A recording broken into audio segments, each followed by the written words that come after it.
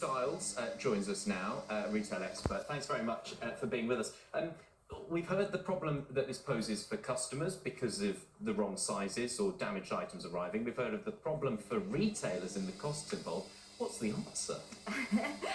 Well, I think the first thing is the returns are never free. Someone's paying somewhere, and up until now, the retailers have been paying that. But like you mentioned, the cost of living crisis is having an impact. So what do you think, what's the way around it then? Because if you know, part of the problem seems to be, according to what our viewers' experiences are, sizing is inconsistent. And even, there was one message that said the same clothes, the same trousers in different colours came up as different sizes. One was like skinny fit, the other was like flares. So Yeah. Some of them had to go back. Is sizing the issue, do you think? Definitely, I think that's a way around it. And somebody like ASOS was so ahead of their time putting video on the website. And to be honest, I don't know why more retailers aren't doing that. They've already got the studio, they've hired model. To hire a videographer as well would surely help. You know, seeing it on video, you understand the fit, the drape, the transparency of the fabric, how it moves. And so I think video has massively reduced the amount of returns on that website specifically. And so hopefully being able to see that on other websites moving forward would really help as well.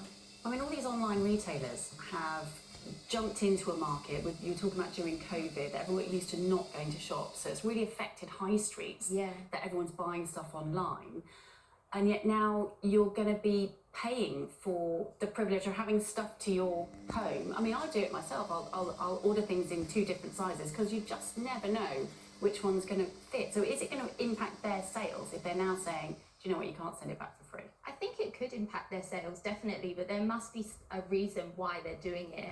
And I'm wondering whether potentially their turnover might drop, but their profit would increase because it is impacting their profit. You know, like I said, there's the cost of returns, there's the cost of shipping, there's the cost of processing it back into the warehouse.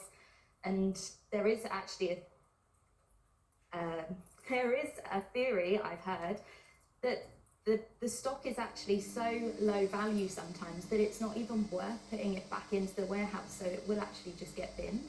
Really? What a waste. I know. Well, there's another approach that I've heard some retailers do in the US on the quiet. Yeah. But some of the big ones, Amazon and Target, will say if someone's trying to get an item refunded, they'll say, look, we've processed the refund, keep the item, recycle it, donate it, because the cost to them, it's easier for them to leave the customer to deal with it. Yeah, I mean, I bought something recently, I think it was £10, it was something for my Hoover, and it cost me £11 to send it back, and it just doesn't make financial sense. But yeah, that is a possibility, but I don't think they'll be advertising it, like you said.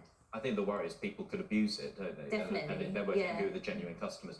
Elizabeth, really good to get your thoughts on that. Thank you. And it's really, really resonated with our viewers. So many comments, emails, WhatsApp, and thanks to everyone for those this morning as well. Can you get free returns on England tickets?